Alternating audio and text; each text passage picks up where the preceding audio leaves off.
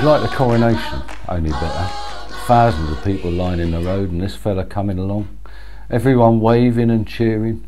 I'd heard something was coming off about half an hour beforehand. Don't know how word got round, it just does, you know. I told we had something to be happy about.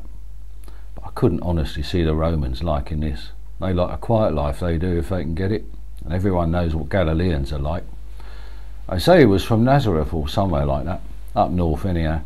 Had a few of his mates with him, they looked pretty pleased with themselves as well. Funny thing was, we didn't know what we was planning to do. I certainly didn't know. I didn't know maybe it was just a procession for the sake of it, that sort of thing. Nice to see a bit of life anyhow. Had enough of working. Generally happens though, Passover time coming up, all sorts of things come off. There was some jugglers one year, and an elephant. I think it was an elephant. There was nothing like that this time. He wasn't riding an horse even, just a donkey. Nice that though. We've had enough generals riding in on horses. This was one of his own, this was, and that's what it felt like. There wasn't no one there telling us who to cheer for and when to do it. Didn't need it.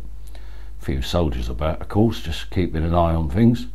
And I saw a couple of what looked like how they could be members of the council or something. Important looking geezers anyhow. They soon made themselves scarce when he started on the Temple Market, I can tell you. Didn't know who it was to start with. Just looked like a bit of a laugh, something to do till the pubs opened.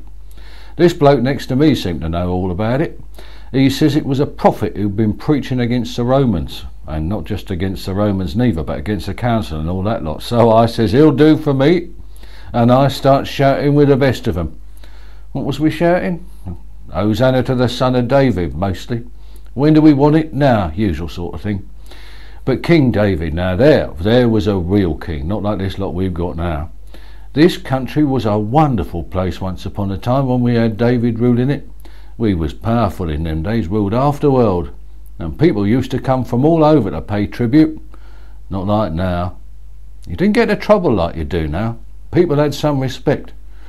Mind you, there was something to respect, know what I mean? He was a miracle worker as well, apparently, this fella. Not that I saw him do anything like that, but that don't mean he didn't. There's a lot of things go on what can't be explained. At least he did some good, so they say. This bloke I was talking to had, so he reckoned he'd seen him make someone walk who'd been flat in his back all his life. I said he can come round and try it on my missus, see if he can get her to do a bit of work. Nah, she's not that bad. Just likes a natter, that's her trouble. And he said he could feed hundreds of people from a single loaf of bread. Well, that sounds like a useful sort of skill to have, doesn't it? Can he turn water into wine as well, says I. Don't know about that, this fella says. I can do it the other way round, he says, know what I mean? Nice sort of bloke, ordinary, Jerusalem like me. I had a smashing view of it all anyhow. I was stood just outside the temple, so I saw him coming all along the way. When he comes past where I was, I thought he didn't look as happy about it as everyone else.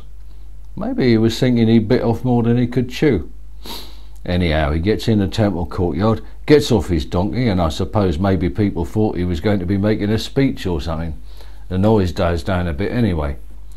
Then he starts on the market traders in the temple, saying they were all robbers and swindlers. Now, I've often thought that myself, so it was nice hearing someone else say it publicly. Needed saying, actually. No one would grudge them a bit of profit. Everyone's got to make a living, know what I mean? But these blokes, they've been raking it in for years. Got a monopoly, see? And soon enough, he's not just telling them, he's showing them. He starts knocking the stalls over. Well, they didn't like that, did they? But there wasn't a lot they could do about it. Too many of us, see? There was this one fat little geezer trying to catch his pigeons. Another one after all his money. He'd had all his coins piled up neat like at a casino, you know. And next minute there they were flying all over the shop, rolling away down the gutter. He wasn't best pleased neither. Dear, oh dear. I'll never forget seeing that as long as I live. You've never seen anyone pack up their bags fast as that lot. They must have been steaming. What with it being Passover and all that of the season, in comes this bloke and chucks them all out. They weren't about to starve, none of them. Not like the poor people they'd been cheating all that time. What happened next was different again. He started talking to the beggars that was there, to the blind people and that. Now I swear I saw one of them walk away that looked he'd been crippled. Now don't get me wrong, I'm not saying it was a miracle, I'm just saying what I saw, right? For all I know, he could have been pulling a fast one. But there was something a bit special about this geezer. Took some courage, I'll give him that.